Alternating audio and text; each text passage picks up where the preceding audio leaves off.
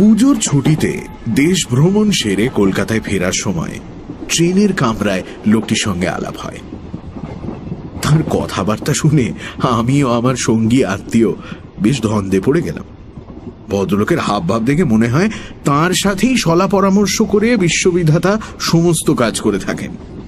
এই যে রাশিয়ানরা এত দূরে এগিয়ে এসেছে, ইংরেজদের এত রকম গোপন মতলব রয়েছে, আর দেশীয় রাজারা নিজেদের মধ্যে কি ঘোট পাকাচ্ছে, এসব বিষয় না জেনেই বরং আমরা নিশ্চিন্ত ছিলাম।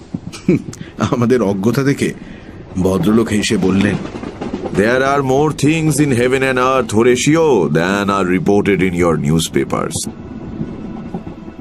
এই প্রথম বাড়ি থেকে বেরোচ্ছি। এরকম মানুষের সঙ্গে আমাদের আগে কখনো আলাপ হয়নি, তাই তার রকম সকম দেখে আমরা সত্যি অবাক হয়ে গেলাম। সব বিষয়েই তিনি সমান সাবলীল। এই মুহূর্তে বিজ্ঞান নিয়ে কথা বলছেন, তো পর মুহূর্তেই বেদের প্রাঞ্জল ব্যাখ্যা করছেন, আবার তারপরের মুহূর্তেই গড়গড়িয়ে ফার্সি বয়ে তাউড়ে তাক লাগিয়ে দিচ্ছেন। আমার এবং আমার সঙ্গী আত্মীয়ের এই তিন বিষয়ে বিন্দুমাত্র জ্ঞান না থাকার ফলে এই সহযাত্রীর প্রতি আমাদের শ্রদ্ধা ভক্তি চড়চড়িয়ে বাড়তে লাগলো। আমার আত্মীয়টি আবার থিওসফিস্ট, অতিপ্রাকৃতিক জিনিসপত্রের প্রতি তার ঝোঁক একটু বেশি। তার ক্রমশ ধারণা হলো আমাদের এই সহযাত্রী ঐশ্বরিক ক্ষমতার অধিকারী। কোনো এক অপূর্ব ম্যাগনেটিজম বা দৈব শক্তি অথবা সূক্ষ্ম শরীর অথবা ওরকমই কিছু একটা ক্ষমতা উনি রপ্ত করেছেন। তাই তিনি তন্ময় হয়ে তার কথা শুনে যাচ্ছিলেন এবং যথাসম্ভব গোপনে নোট করে নিচ্ছিলেন। আমাদের অসামান্য সহযাত্রী বোধ হয় তা বুঝতে পেরে খুশি হলেন। ট্রেন জাংশন স্টেশনে এসে পৌঁছল। এখান থেকেই পরের ট্রেন ধরতে হবে। শুনলাম রাস্তায় কি একটা গোলমাল হওয়ায় পরের ট্রেন আসতে দেরি আছে। অগত্যা ওয়েটিং রুমে আশ্রয় নিতে হলো।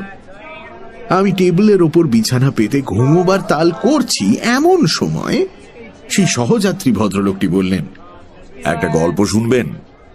জমাটি গল্প, শুনলে অবাক হবেন।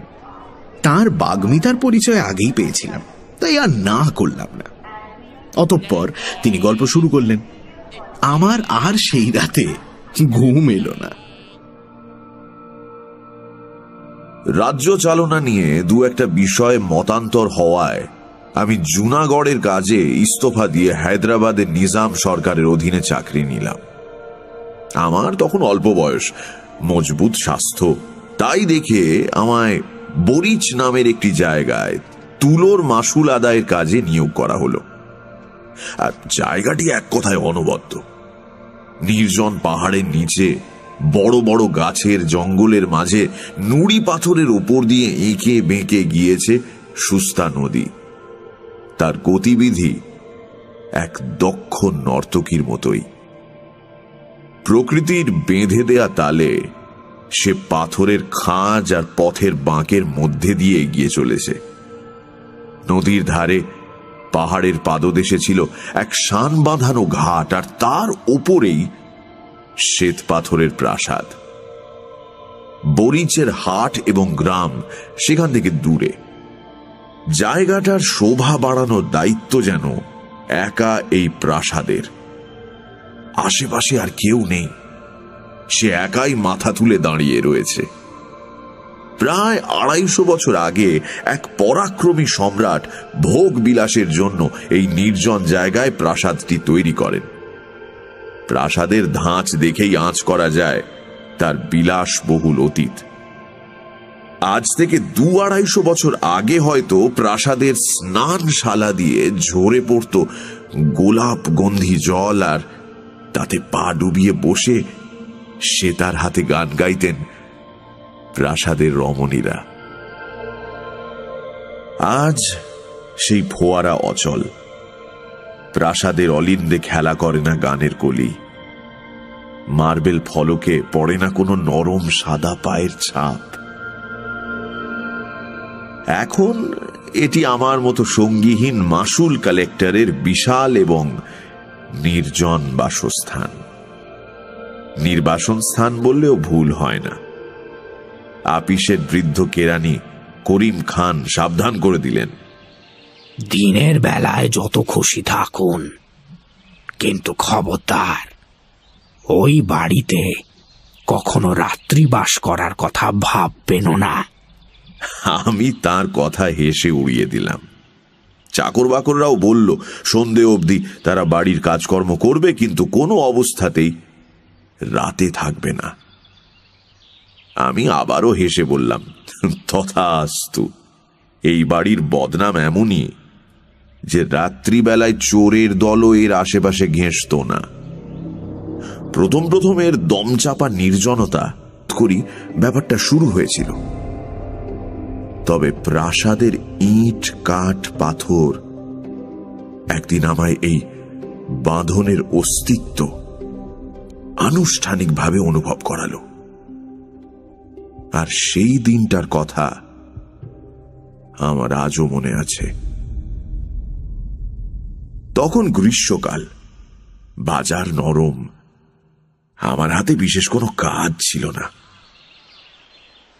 সূর্যাস্তের কিছু আগে আমি ঘাটের নিচের দিকের একটা ধাপে আরাম কেদারা নিয়ে বসে আছি। গ্রীষ্মের দাবদাহে সুস্তা নদী সরু হয়ে এসেছে। ওপারে বালির চরের অনেকটাই পড়ন্ত আলোয় রঙিন হয়ে রয়েছে, আর এপারে স্বচ্ছ অগভীর জলের তলায় ঝিকমিক করছে নুড়িগুলো। বাতাস বইছে না।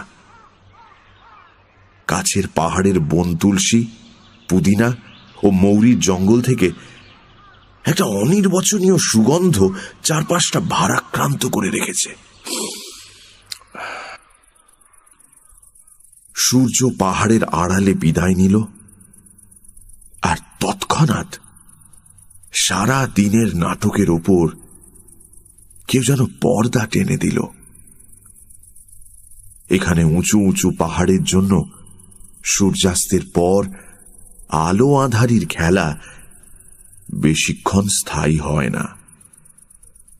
ঘোড়ায় চড়ে এক পাক ঘুরে আসবো স্থির করে উঠবো করছি, এমন সময় সিঁড়িতে শুনলাম পায়ের শব্দ।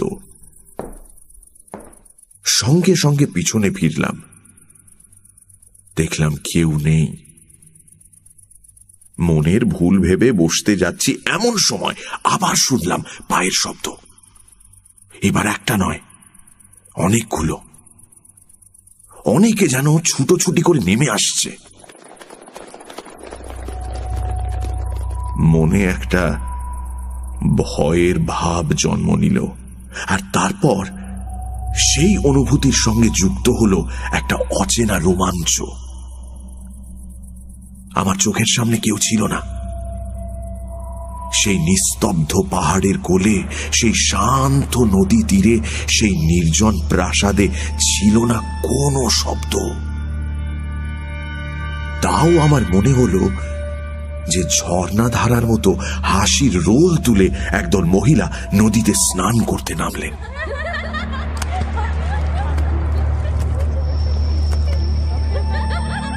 আর আমার ঠিক পাশ দিয়েই গেলেন তারা, অথচ আমায় লক্ষ্য করলেন না। সেই মহিলারা যেমন আমার চোখে অদৃশ্য ছিলেন, আমিও তাদের কাছে সেরকমই অদৃশ্য রইলাম।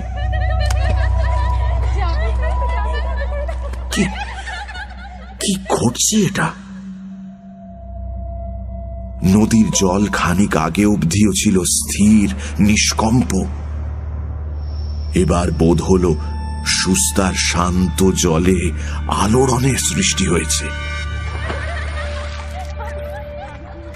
কেউ বা কারা যেন দাপাদাপি করছে, আর তার ফলে বিক্ষুব্ধ হয়ে উঠছে জলের স্রোত।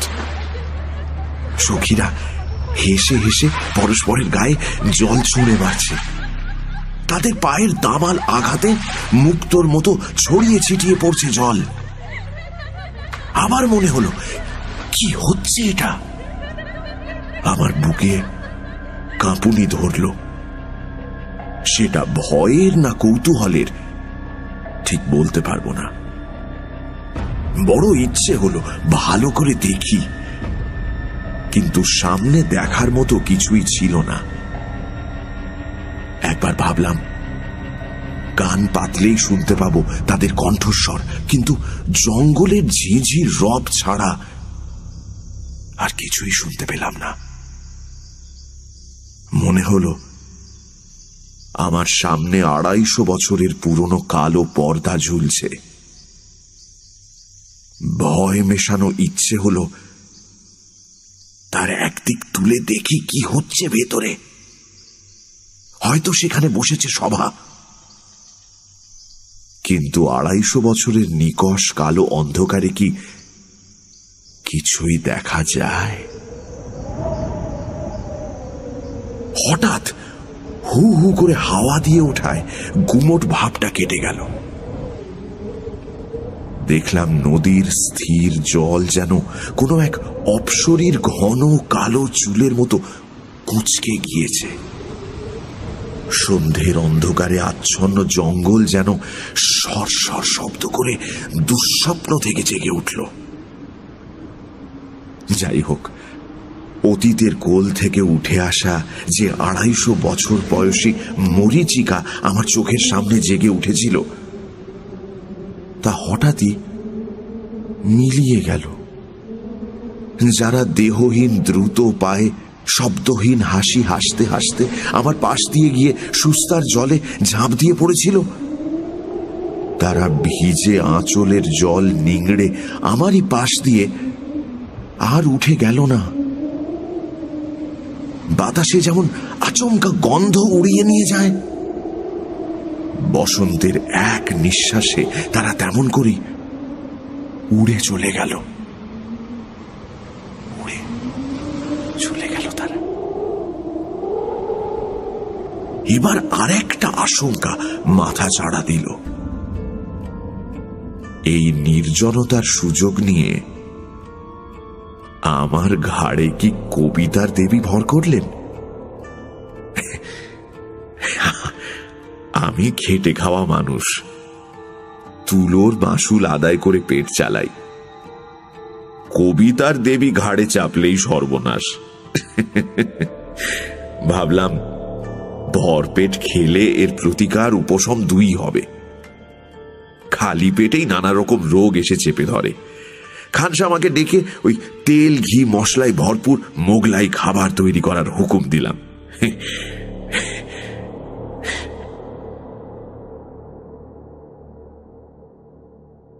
পরদিন সকালে উঠে গোটা ব্যাপারটাই ভীষণ হাস্যকর বলে মনে হলো। যথাসময়ে দিব্যি সাহেবদের মতো সোলার টুপিটি মাথায় চাপিয়ে নিজের হাতে গাড়ি হাঁকিয়ে কাজে গেলাম। সেদিন আবার ত্রৈমাসিক রিপোর্ট লেখার দিন হওয়ায় দেরি করে বাড়ি ফেরার কথা।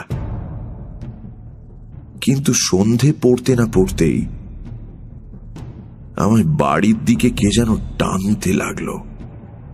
কে টানতে লাগলো সঠিক বলতে পারবো না, কিন্তু মনে হলো আর দেরি করা উচিত নয়। সকলে বসে রয়েছে, দেরি করা উচিত নয়। রিপোর্ট অসমাপ্ত রেখেই সেই জঙ্গল ঘন নিশ্চুপ রাস্তায় গাড়ির চাকার ঘড় ঘড় শব্দ তুলে আমার বাসস্থান সেই নিঃসঙ্গ নিস্তব্ধ প্রাসাদে গিয়ে হাজির হলাম। সিঁড়ির ওপর সামনের দিকের ঘরটি বিশাল। 3 সারি বড় বড় থামের উপর কারুকার্যে ভরা খিলান বিরাট ছাদটা ধরে রেখেছে। ঘরটি তার ব্যাপক শূন্যতার জন্য সবসময় গম গম করতে থাকে। তখন সদ্য সন্ধে নেমেছে, প্রদীপ জ্বালানো হয়নি।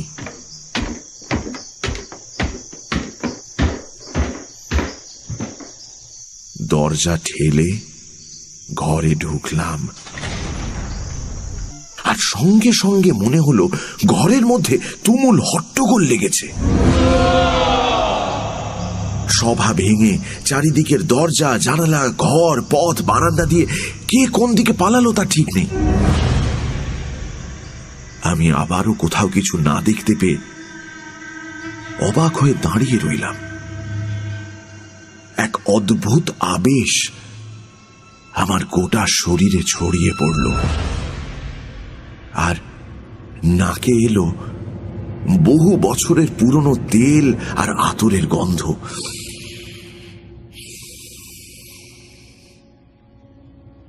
আমি সেই অন্ধকার ফাঁকা ঘরের থামের মাঝখানে দাঁড়িয়ে শুনতে পেলাম ঝরঝর করে ফোয়ারার জল সাদা পাথরের ওপর এসে পড়ছে।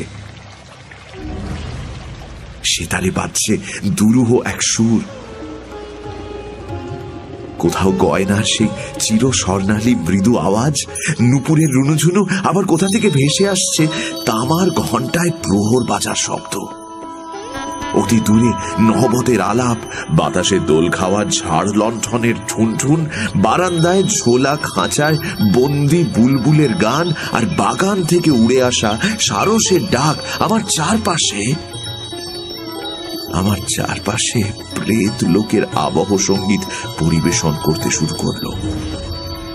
মোহগ্রস্ত অবস্থায় আমার মনে হলো যে এই অবাস্তব ব্যাপারটাই একমাত্র সত্যি, আর বাকিটা মিথ্যে। বাকিটা পুরোটাই মিথ্যে। এই যে আমি শ্রীযুক্ত অমুক, ঈশ্বর অমুকের জ্যেষ্ঠ পুত্র, তুলোর মাসুল সংগ্রহ করে 450 টাকা বেতন পাই, আমি যে সোলার টুপি এবং খাটো কুর্তা পরে টমটম হাঁকিয়ে আপিস যাই, এই সমস্তই আমার কাছে পরম হাস্যকর বলে মনে হলো। এতটাই যে আমি সেই বিশাল খাঁকা করা ঘরে হা হা করে হেসে উঠলাম।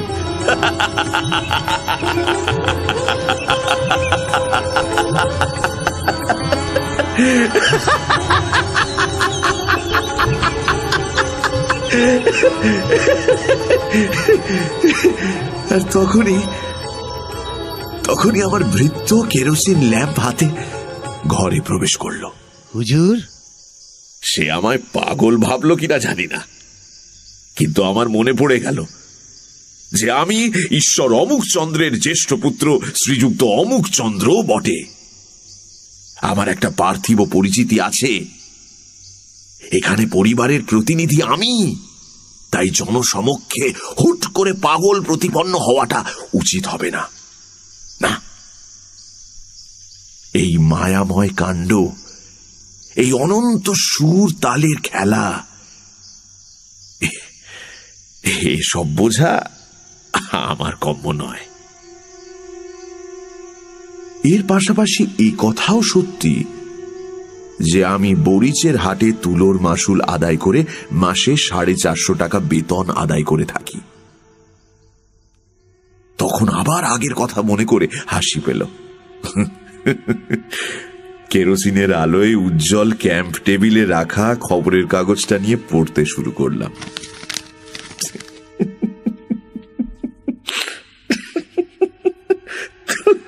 তখনও আমার হাসির দমক থামেনি।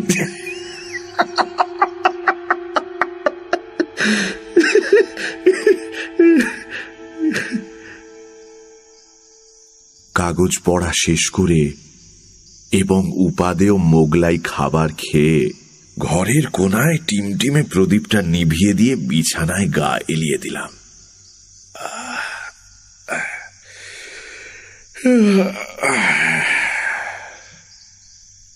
আমার সামনের খোলা জানালা দিয়ে দূরে দেখা যাচ্ছে অরালি পর্বত, তার চারপাশে ঘন জঙ্গলের আচ্ছাদন। পাহাড়ের লক্ষ লক্ষ মাইল উপরে বিরাজ করছে একটি মাত্র উজ্জ্বল নক্ষত্র। তাকে এই পৃথিবীর বুকে ক্যাম্প খাট বিছিয়ে শুয়ে থাকা এক মাসুল কালেক্টর বাবুকে অপলকে দেখতে দেখে বেশ মজা অনুভব করলাম। কখন যে ঘুমিয়ে পড়েছিলাম বুঝতেই পারিনি। কতক্ষণ ঘুমিয়েছিলাম তাও জানি না। হঠাৎ একটা সময় ঘুম থেকে শিউরে জেগে উঠলাম। ঘরে যে কোনো শব্দ হয়েছিল তা নয়, কেউ ঘরে প্রবেশ করে থাকলেও তাকে দেখতে পাইনি। ততক্ষণে অন্ধকার পর্বতের ওপর থেকে সেই একটি মাত্র নক্ষত্রটি অস্ত গিয়েছে। কৃষ্ণপক্ষের ক্ষীণ চাঁদের আলো ঘরে প্রবেশ করছে। অনধিকার প্রবেশ করে সে যেন রীতিমতো লজ্জিত।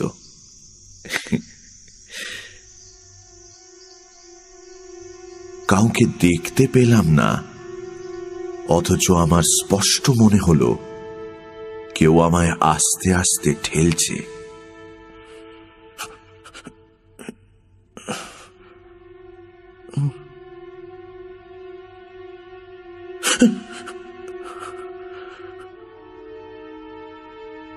আমি জেগে উঠতেই সে কোনো কথা না বলে নিজের আংটি পরিহিত 5টি আঙুল আমার সামনে খেলিয়ে অতি সাবধানে তাকে অনুসরণ করার নির্দেশ দিল। আমি মন্ত্রমুগ্ধের মতো অত্যন্ত চুপি চুপি উঠলাম। আমি ব্যতীত অগুন্তি জানালা, দরজা, ফাঁক ফোকর ঘর বিশিষ্ট প্রকাণ্ড এক প্রাসাদে আর কোনো জনপ্রাণী না থাকলেও আমার কিন্তু প্রতি পদক্ষেপে ভয় করতে লাগলো,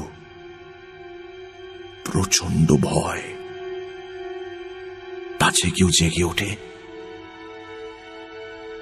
প্রাসাদের অধিকাংশ ঘর বন্ধ থাকত। আমি সেখানে কোনোদিনও যাইনি। সে রাতে চুপি সারে প্রায় নিঃশ্বাস বন্ধ রেখে অদৃশ্য আহ্বানকারিণীকে অনুসরণ করে আমি যে কোথায় যাচ্ছিলাম আজও তা নিশ্চিত বলতে পারি না। কত সরু অন্ধকার রাস্তা, কত লম্বা বারান্দা, কত গম্ভীর নিস্তব্ধ সুবিশাল সভাঘর, কত গোপন পরিসর পেরিয়ে যেতে লাগলাম তার কোনো ঠিক নেই।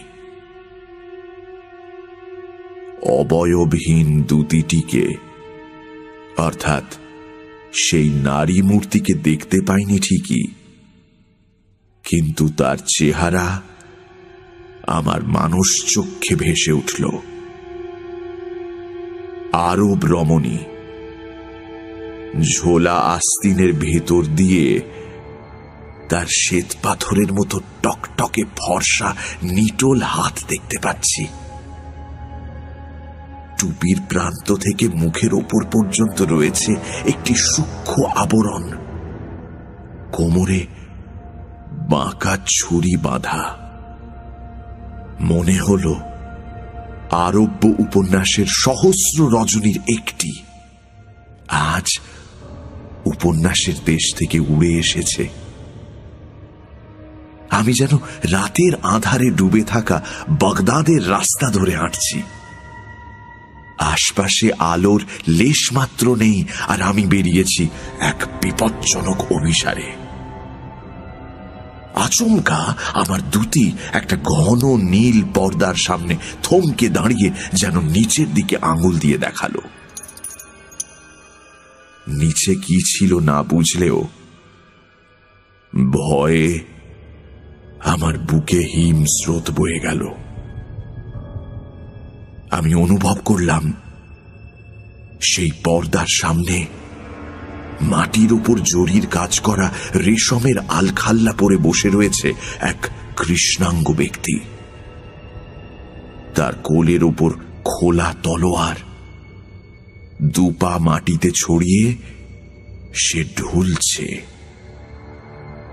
আমার রহস্যময়ী দূতি সহজেই তার দুপা ডিঙিয়ে পর্দার একটা প্রান্ত তুলে ধরল। ভিতরে একটি ঘরের সামান্য অংশ চোখে পড়ল। তক্তপোষের ওপর কেউ একজন বসে আছেন।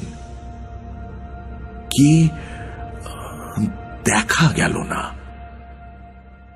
শুধু দেখলাম জাফরান রঙের ফুলে ফেঁপে থাকা পাজামা পরা একজোড়া পায়ের নিচের অংশটুকু।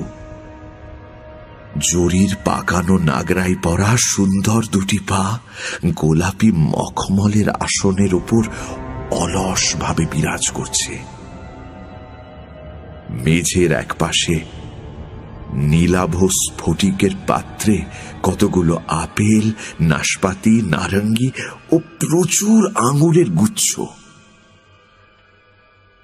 তার পাশে দুটো ছোট পেয়ালা এবং একটি স্বর্ণাভ মদিরার কাচপাত্র অতিথির জন্য অপেক্ষা করছে।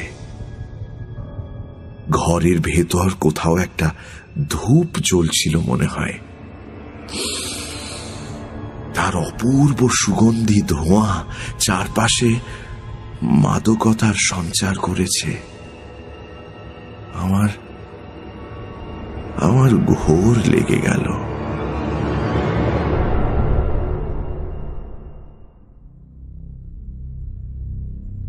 আমি দুরু দুরু বক্ষে যেই না সেই ঢুলন্ত কৃষ্ণাঙ্গ পাহারাদারের ছড়িয়ে থাকা দুপা টপকাতে গেছি, অমনি সে চমকে জেগে উঠল,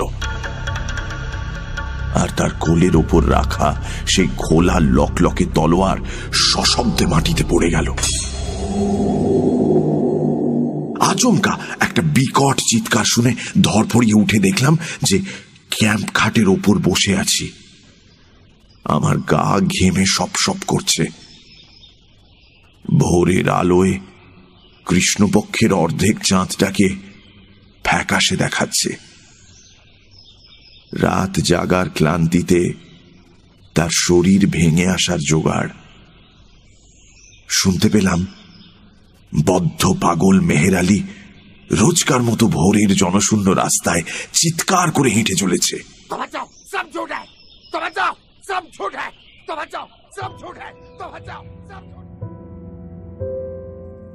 আমার দিনের সঙ্গে রাতের মধ্যে ভারী গন্ডগোল বেঁধে গেল। রোজ সকালে ক্লান্ত দেহে কাজে যেতাম এবং মায়াবিনী রাতকে মনে মনে অবিরাম সাপান্ত করতাম। আবার সন্ধ্যের পরই রোজকার কর্মবদ্ধ জীবন ও তার চারপাশটা নিতান্ত তুচ্ছ বলে মনে হতো। সন্ধ্যের পর আমি যেন একটা নেশার জালে আষ্টে পৃষ্ঠে জড়িয়ে পড়তাম। শত শত বছর আগের কোনো এক অলিখিত ইতিহাসের অন্তর্গত আর একটা অপূর্ব ব্যক্তি হয়ে উঠতাম। তখন আর বিলিতি খাটো কুর্তা আর আঁটো সাঁটো প্যান্টুলুনে আমার মানাতো না। তখন আমি মাথায় তুলে নিতাম টকটকে লাল মখমলের ফেজ, ঢিলে পাজামা, ফুল কাটা অঙ্গাবরণ আর রেশমের লম্বা ঢিলে চোগা পরে রঙিন রুমালে আতর মাখিয়ে বহু যত্নে সাজসজ্জা করতাম। সিগারেট ফেলে দিয়ে গোলাপ জল পূর্ণ বিশাল খাঁচ কাটা আলবোলা নিয়ে উঁচু গদি আঁটা বড় কেদারায় বসতাম। রাতের কোনো এক অপূর্ব অনুষ্ঠানের জন্য প্রস্তুত হতে হতে তারপর যত আঁধার ঘনাত ততই কি যে এক অদ্ভুত ব্যাপার ঘটত তার বর্ণনা আমি করতে পারব না। ঠিক যেন একটা চমৎকার গল্পের কতগুলো বিচ্ছিন্ন অংশ বসন্তের দমকা বাতাসে এই বিশাল প্রাসাদের বিচিত্র ঘরগুলোর মধ্যে উড়ে বেড়াত। খানিকটা দূর পর্যন্ত যাওয়ার পর তাদের আর দেখা যেত না, আর তাদের অনুসরণ করে আমিও রাত ভোর ঘরে ঘরে ঘুরে বেড়াতাম। ঘুরপাক খেতে থাকা টুকরো টুকরো স্বপ্নের মধ্যে ক্ষণিকের জন্য ভেসে আসা হেনার গন্ধে, সেতারের শব্দে, হাওয়ার তরঙ্গে এক নায়িকাকে বিদ্যুৎ ঝলকের মতো দেখতে পেতাম।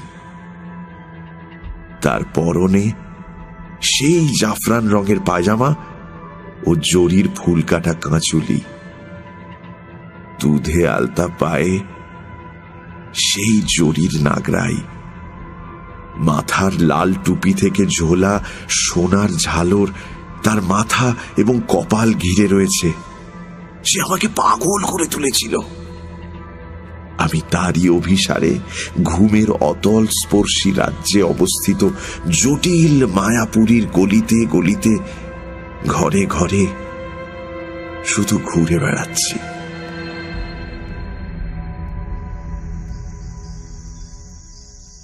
একদিন সন্ধে বড় আয়নার দুদিকে দুটি বাতি জ্বালিয়ে যত্ন সহকারে বাদশাহের মতো সাজসজ্জা করছি। হঠাৎ দেখতে পেলাম আয়নায় আমার ছায়ার পাশেই ক্ষণিকের জন্য সেই তরুণীর ছায়া। সে নাটকীয়ভাবে নিজের ঘাড় বেঁকালো, ঘন কালো চোখে ফুটিয়ে তুলল বেদনার ইঙ্গিত। তার সুন্দর ঠোঁট দুটি ঈষৎ নড়ে উঠল। একটা অজানা ভাষা ফুটে উঠেও অব্যক্ত রইল। নিমেষের মধ্যে তরুণীর ছায়াটি উপর দিকে উঠে গেল নাচের ছন্দে। তারপরই বেদনা, বাসনা, বিভ্রম আর হাসির একটা অভূতপূর্ব মিশ্রণ চারপাশে ছড়িয়ে মিলিয়ে গেল। সে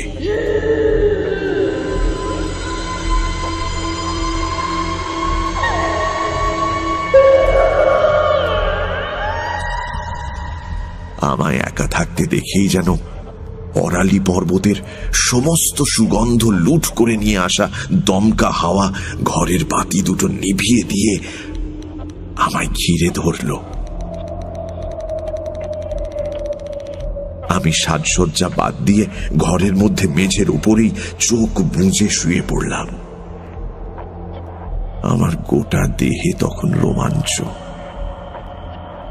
সেই সুরভিত হাওয়ায় আমি টের পেতাম কেউ আমায় আদর করছে, আমার অস্তিত্বে এঁকে দিচ্ছে ভালোবাসার চুম্বন। কপালে অনুভব করতাম নরম হাতের স্পর্শ। এই যেন কারো সুগন্ধি রেশমের কোমল ওড়না উড়ে এসে আমায় ছুঁয়ে গেল। মায়াবী নাগপাশে আমি আবদ্ধ হতাম এবং দীর্ঘশ্বাস ফেলে অসাড় দেহে গভীর ঘুমে ঢলে পড়তাম।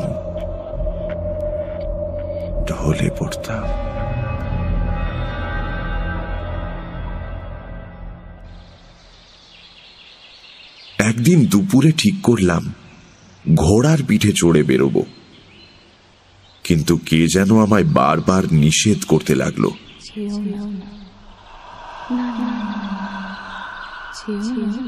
সেদিন আর কোনো নিষেধ মানব না ভেবে যেই না কাঠের তাক থেকে টুপি আর কুর্তা নামিয়ে পরবার তাল করেছি, অমনি সুস্তা নদীর বালি আর পাহাড়ের শুকনো পাতার ঝড় তুলে একটা পাগলা হাওয়া আমার টুপি আর কুর্তা উড়িয়ে নিয়ে চলে গেল।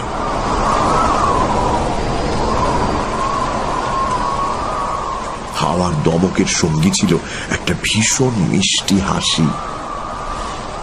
হাওয়ায় আমার জিনিস উড়তে দেখে সেই হাসি যেন আরো পেয়ে বসল।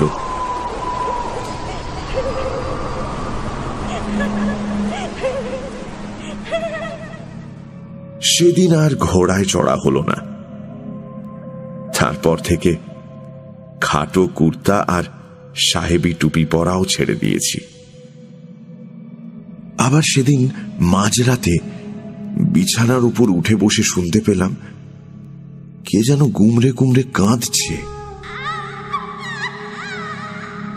আমার বিছানার আমার ঘরের বহু নিচে এই বিরাট প্রাসাদের ভিতের তলায় থাকা কোনো এক অন্ধকার গহ্বর থেকে উঠে আসছে বুক ফাটা কান্নার আওয়াজ।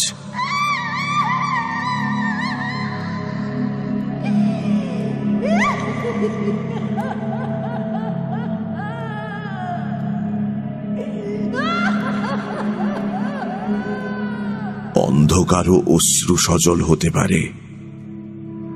সেই আধভেজা অন্ধকারে আমায় যেন কেউ কেঁদে কেঁদে বলছে, তুমি আমাকে উদ্ধার করে নিয়ে যাও, কঠিন মায়া, গভীর ঘুম আর নিষ্ফল স্বপ্নের সমস্ত দরজা চুরমার করে আমায় নিয়ে যাও। তুমি আমি ঘোড়ার পিঠে চড়ে নিরুদ্দেশে পাড়ি দেব। আমায় বুকের কাছে শক্ত করে চেপে ধরে বন জঙ্গল পাহাড় নদী অতিক্রম করে আমায় নিয়ে চলো সূর্যের আলোয় সজ্জিত তোমার ঘরে। উদ্ধার করো, আমায় উদ্ধার করো।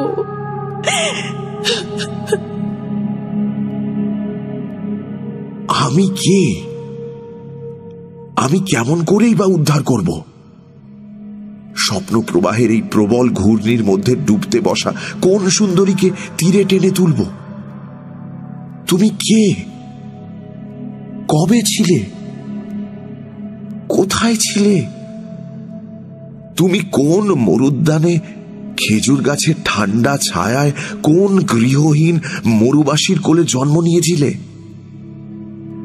যেভাবে বনলতা থেকে নির্মমভাবে ছিঁড়ে নেওয়া হয় ফুলের পাপড়ি, ঠিক সেভাবেই তোমায় মায়ের কোল থেকে আলাদা করে দিয়েছিল কি কোনো নির্দয় দস্যু? ঘোড়ার পিঠে চড়িয়ে বিদ্যুৎ বেগে বালির জ্বলন্ত রাশি পার করে তোমায় কোন রাজপুরীর দাসীহাটে বিক্রির জন্য নিয়ে যাওয়া হয়েছিল? সেখানে কোন বাদশাহের ভৃত্য তোমার নববিকশিত যৌবন নিরীক্ষণ করে স্বর্ণ মুদ্রায় তোমার দাম মিটিয়ে সোনার পালকিতে সমুদ্র পার করে প্রভুর অন্তঃপুরে তোমায় উপহার দিয়েছিল? কে? কবে? কোথায়? সেখানের ইতিহাস আরো পঙ্কিল, আরো জটিল। সেখানে সারেঙ্গীর সঙ্গীত নুপুরের রুনু রুনুর মতো সুন্দর সৃষ্টির সঙ্গেই সহাবস্থান সুবর্ণ মদিরার মধ্যে বিষের জ্বালার, ছুরির ঝলকের এবং কটাক্ষের আঘাতের। কি অসীম ঐশ্বর্য, কি অনন্ত কারাগার! দুদিকে দুই দাসী হীরের চমক খেলিয়ে চামর দোলাচ্ছে। বাদশাহ মণিমাণিক্য খচিত নাগরাইয়ের কাছে লুটিয়ে পড়ছেন। বাইরের দরজার সামনে দেবদূতের মতো সেজে খোলা তলোয়ার হাতে যমদূতের মতো দাঁড়িয়ে রয়েছে এক পাহারাদার। এই ঐশ্বর্য প্রবাহ রক্তে রাঙানো, এর প্রত্যেক বাঁকে রয়েছে ঈর্ষার হাতছানি। এই প্রবাহের মধ্যে ভেসে হে মরুভূমির পুষ্প মঞ্জরি, তুমি কোন নিষ্ঠুর মৃত্যুর মধ্যে অবতীর্ণ হয়েছিলে? তোমার অদৃষ্টে ছিল কোন মর্মান্তিক পরিণতি?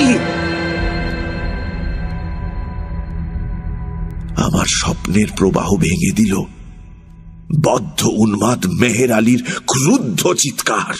सब झूठ है, सब झूठ है, सब झूठ है। तो बच जाओ, तो बच जाओ, तो बच जाओ, सब झूठ है। তাকিয়ে দেখি সকাল হয়ে গেছে। চাপরাশি ডাকের চিঠিপত্র নিয়ে আমার হাতে দিল এবং আমার খানসামা এসে সেলাম ঠুকে জিজ্ঞেস করল, আজ রান্নার কি হুকুম আছে জানাব? আমি সিদ্ধান্ত নিলাম, না, এই বাড়িতে আর থাকব না। সেদিনই জিনিসপত্র গুটিয়ে আপিস ঘরে গিয়ে উঠলাম। বৃদ্ধ কেরানি করিম খাঁ আমায় দেখে ঈষৎ হাসলেন। বিরক্তিতে সারা গা জ্বলে গেল, কিন্তু তার হাসির যোগ্য জবাব না দিয়েই কাজের মধ্যে নিজেকে ডুবিয়ে দিলাম। কিন্তু অবাক হয়ে অনুভব করলাম বেলার সঙ্গে পাল্লা দিয়ে বাড়ছে আমার অন্যমনস্কতা। কোথাও একটা যাওয়ার তাড়া আমায় কুরে কুরে খেতে শুরু করল। তুলোর হিসেব আমার কাছে অপ্রয়োজনীয় হয়ে পড়ল। নিজামের নিজামাতেরও তেমন কোনো মূল্য আর রইল না। আমার বর্তমান তখন নিতান্তই অর্থহীন। কোথাও একটা যাওয়ার তাড়াটাও তখন অসহনীয় হয়ে উঠেছে। আমি হিসেবের খাতা অবজ্ঞা ভরে বন্ধ করে কলম ছুঁড়ে ফেলে দিলাম। তারপর সেই প্রাসাদের উদ্দেশ্যে টমটম হাঁকালাম সবেগে। দেখলাম টমটম প্রায় নিজে নিজেই দিন ও রাতের সন্ধিক্ষণে আমায় সেই প্রাসাদের দরজার সামনে পৌঁছে দিল।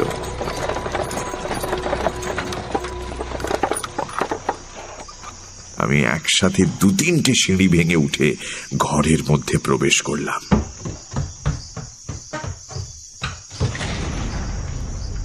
আজ চারপাশ নিস্তব্ধ। অন্ধকার ঘরদোর যেন রাগ করে মুখ ভার করে রয়েছে। অনুতপ্ত বোধ করলাম, কিন্তু কাকে জানাবো? কার কাছেই বা ক্ষমা চাইব?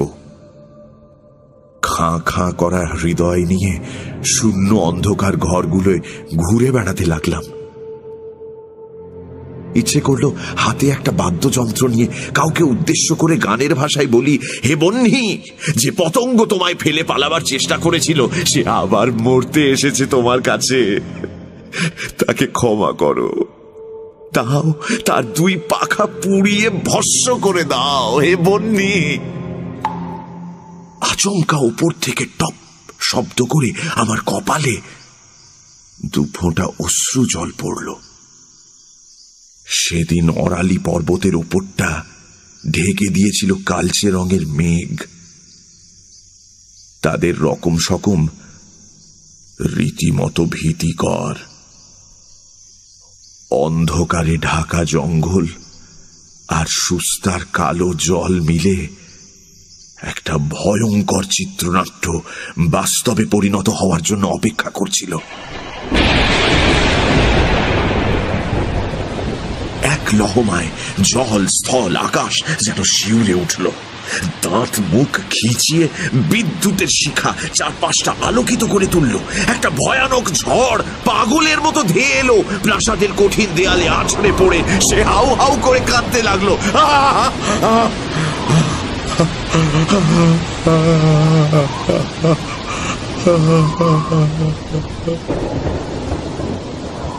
আজ চাকর বাকররা আপিস ঘরে ছিল, তাই এখানে আলো জ্বালানোর জন্য কেউই ছিল না।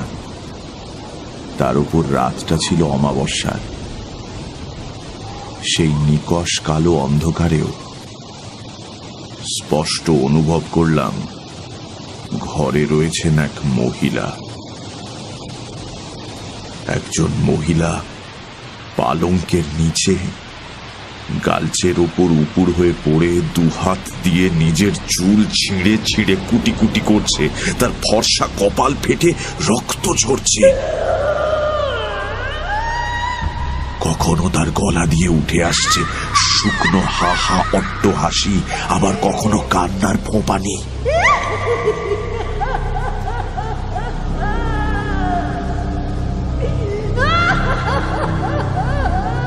প্রচন্ড রাগের বশে সে নিজের পরনের পোশাক ছিঁড়ে ফেলছে। 2 হাতে মুঠো পাকিয়ে আঘাত, সজোরে আঘাত করছে নিজের বুকে।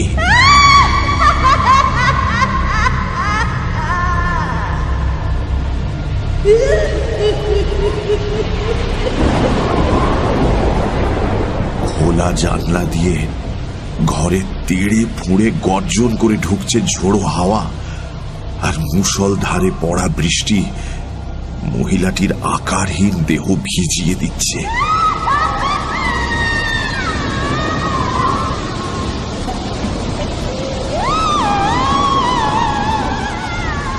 ঝড় সারা রাত চলল, আর তার সাথে সেই মহিলার কান্নাও।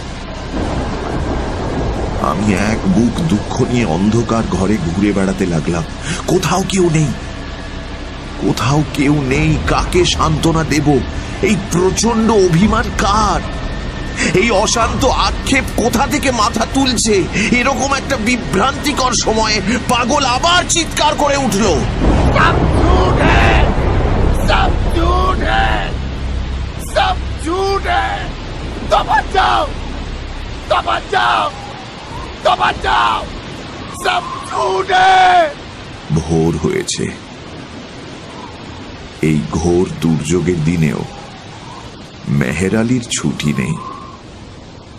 সে যথারীতি প্রাসাদ প্রদক্ষিণ করে চিৎকার শুরু করেছে, तो बच जाओ, तो बच जाओ, तो बच जाओ, सब झूठ है।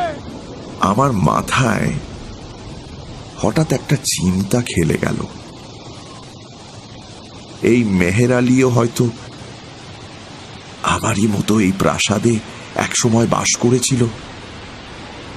এখন পাগল হয়ে বেরিয়ে এলেও এই প্রাসাদ রাক্ষসের মায়াজাল থেকে মুক্তি পায়নি। তাই তো রোজ সকালে প্রাসাদ প্রদক্ষিণ করতে আসে। আমি ওই অবিশ্রান্ত বৃষ্টির মধ্যেও এক ছুটে পাগলটার কাছে পৌঁছে তাকে জিজ্ঞেস করলাম, মেহের আলী, ক্যা ঝুট হ্যায় রে? সে কথার জবাব না দিয়ে আমায় ঠেলে ফেলে দিল। सब झूठ है। অজগর সাপের মারণ আলিঙ্গনে আবদ্ধ ঘূর্ণায়মান পাখির মতো বাড়িরই চারপাশে ঘুরপাক খেতে শুরু করলো মেহের আলী। আর নিজেকে সতর্ক করার জন্যই বারংবার তার মুখ থেকে বেরিয়ে এলো সেই অতি পরিচিত চিৎকার, सब झूठ है। तो बच जाओ, तो बच जाओ, तो बच जाओ, सब झूठ है। আমি বৃষ্টি মাথায় নিয়ে পাগলের মতো ছুটলাম। আপিসে গিয়ে করিম খাঁ সাহেবকে ধরলাম, অনুরোধ করলাম সব খুলে বলার জন্য। সবটা বৃদ্ধের মুখে যা শুনলাম তার সারমর্ম এই: অনেক অতৃপ্ত বাসনা, ব্যভিচার, উন্মত্ত আবেগের প্রতীক ওই বাড়িটি। সেই সব নিষ্ফল কামনার অভিশাপে বাড়িটির প্রতিটি ইট, কাঠ, পাথর ক্ষুধার্ত, তৃষ্ণার্ত হয়ে আছে। কোন জ্যান্ত মানুষ পেলেই তাকে গ্রাস করার জন্য লকলকিয়ে ওঠে তারা। ওই বাড়িতে 3 রাত কাটানো ব্যক্তিদের মধ্যে একমাত্র মেহের আলী বেরিয়ে আসতে পেরেছে, আর কেউ তার গ্রাস এড়াতে পারেনি। আমি জিজ্ঞেস করলাম, আমার উদ্ধারের কি কোনো পথই নেই? বৃদ্ধ বললেন,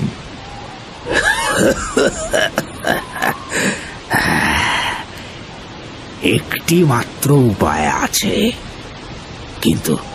কিন্তু তা বেজায় শক্ত। সেইটাই তোমায় বলছি।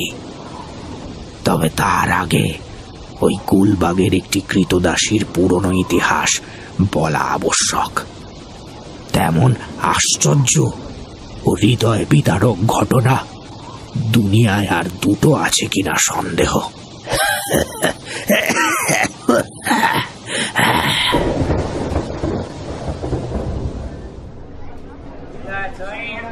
করিম খাঁর বর্ণনা ছিল আমার অভিজ্ঞতার থেকেও বেশি আশ্চর্যের। গল্পের সূচনা হয় উত্তর প্রান্তের এক ধূ ধূসর মরুভূমির মাঝে। এক মিনিট। সহযাত্রী ভদ্রলোক নিঃশ্বাস নেওয়ার জন্য সামান্য থামলেন। এমন সময় কুলি এসে খবর দিল, ট্রেন আসছে। বাবু সাহেব, ট্রেন আসতেছে। এত তাড়াতাড়ি? জলদি বিছানাপত্র বাঁধতে না বাঁধতেই ট্রেন এসে হাজির হলো। এক সাহেব ঢুলু ঢুলু চোখে একটি ফার্স্ট ক্লাস কামরার জানলা দিয়ে মুখ বাড়িয়ে সম্ভবত স্টেশনের নাম পড়ার চেষ্টা করছিলেন। তিনি আমার সহযাত্রী মিত্রটিকে দেখতে পেয়েই সহাস্যে হাত নেড়ে চিৎকার করে উঠলেন, আমি হাঁ করে দাঁড়িয়ে দেখলাম আমার সহযাত্রী সাহেবের সঙ্গে সেই ফার্স্ট ক্লাস কামরায় উঠে গেলেন, আর আমরা উঠলাম সেকেন্ড ক্লাসে। বাবুটির পরিচয় জানা হলো না, গল্পটা শেষটুকু আর জানা হলো না। আমি আক্ষেপ সহকারে বললাম, লোকটা আমাদের বোকা পেয়ে বেশ রগড় করে গেল। গল্পটা আগাগোড়া বানানো। তোমার তো সব বিষয়ই সন্দেহ, সবকিছু জেনে বসে আছো। নিজের অভিজ্ঞতা শুনলো, শুধু লোকের গায়ে কালি ছেটানো। এত মিথ্যেই তো। এরকম ঘটনা কোশমিন কালেও কেউ শুনেছে? আর তুমি শুধু শুনছই না, বিশ্বাসও করছো। বাবা বাবা বাবা, তোমার জন্ম নেওয়া উচিত ছিল মধ্যযুগে। এই শোনো, মুখ সামলে কথা বলো। ওরকম একটা মানুষের নিন্দে তোমার মুখে শোভা পায় না। দুপাতা বিলিতি বই পড়ে নিজেকে মহাপণ্ডিত মনে করেছো নাকি? যাও যাও। আরে কুসংস্কার আচ্ছন্ন হয়তো থাকছি না তোমার মতো।